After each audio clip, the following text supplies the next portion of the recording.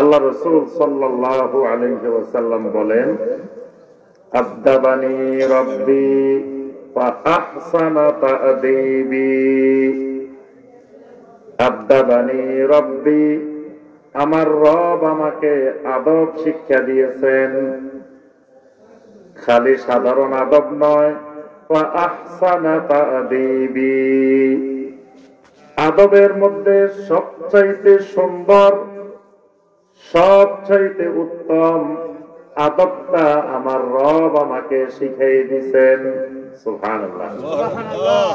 এই জন্য আল্লাহ রাসূল সাল্লাল্লাহু আলাইহি ওয়াসাল্লামের চাইতে বড় আদবওয়ালা দুনিয়াতে আর আসেও নাই, কিয়ামত পর্যন্ত আর আসবেনও না।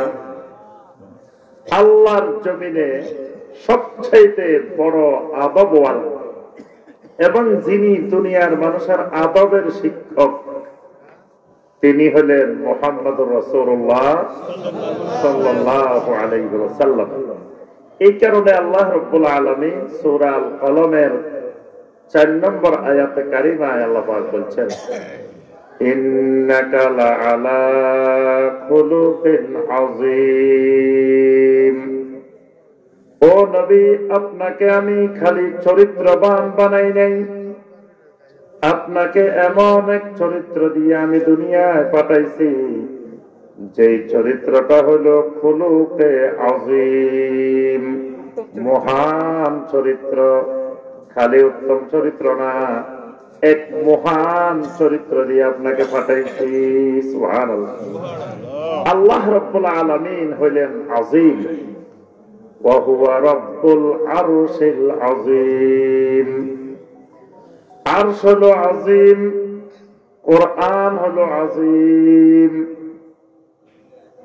নবী সাল্লাল্লাহু আলাইহি ওয়াসাল্লামকে যেই চরিত্র দেওয়া হয়েছে, সেই চরিত্রটাও হলো খুলুকে আযীম, মহান চরিত্র দিয়ে আল্লাহ রাব্বুল আলামিন নবী সাল্লাল্লাহু আলাইহি ওয়াসাল্লামকে পাঠিয়েছেন। এই আখলাকের, এই চরিত্রের অন্যতম দিক হলো আদব। যার ভিতরে আদব আছে আমরা বলি যে এই লোকটা চরিত্রবান। যার ভিতরে আদব নাই আমরা বলি লোকটার চরিত্র ঠিক নেই। তাহলে এই আদব, এটা একজন মুসলিমের জন্য, ঈমানের জন্য খুবই গুরুত্বপূর্ণ একটি বিষয়।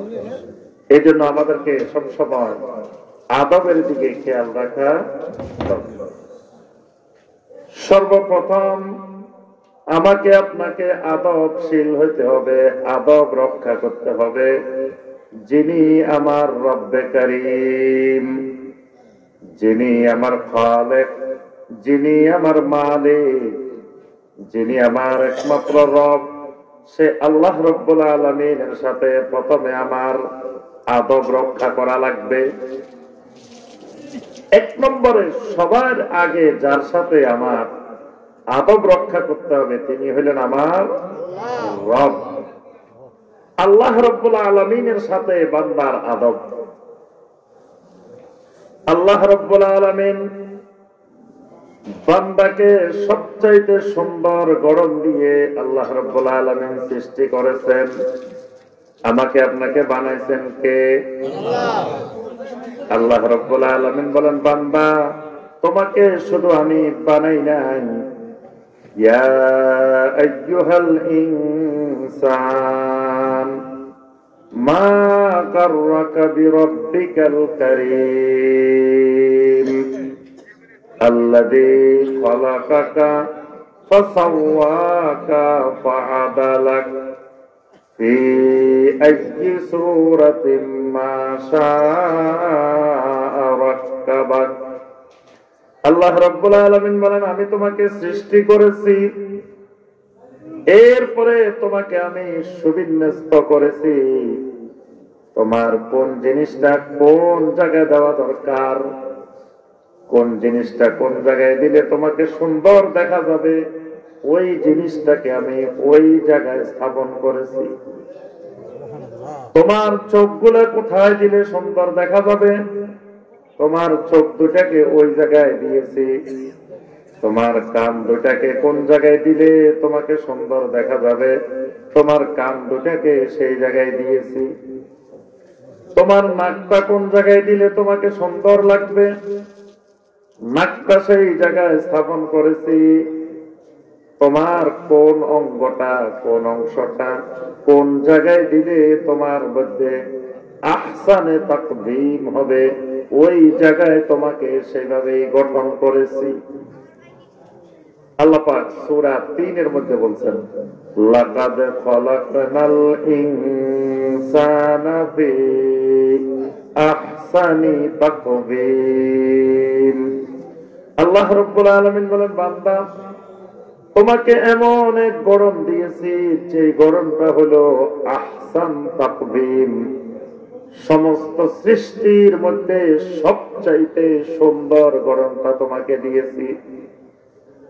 তাহলে আল্লাহ রাব্বুল আলামিনের সাথে, রব্বে কারীমের সাথে বান্দার একটা ঘনিষ্ঠতম সম্পর্ক গড়ে উঠবে। সেই সম্পর্কটা গড়ে ওঠার মাধ্যম হলো আদাব। আল্লাহ রাব্বুল আলামিনের সাথে বান্দা আদবের সাথে মুআমালাত করবে। অর্থাৎ আল্লাহ রাব্বুল আলামিন বান্দাকে যা বলবেন, বান্দা আদাবের সাথে তা মেনে নিবে। বাবা ছেলেকে বলতেছে, বাবারে এদিকে আসুন, এখন একটু ওই যে কোরবানপুর বাজারে যা। ছেলেটা পারবো না, যেতে পারবো না। এই ছেলে কি আদবওয়ালা?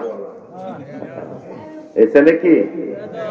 আল্লাহ রাব্বুল আলামিন যখন বান্দাকে বলেন, বান্দারে এখন তুমি সালাত কায়েম করো, বান্দা কয় না, কায়েম করবো না। এটা আদবওয়ালা বান্দা।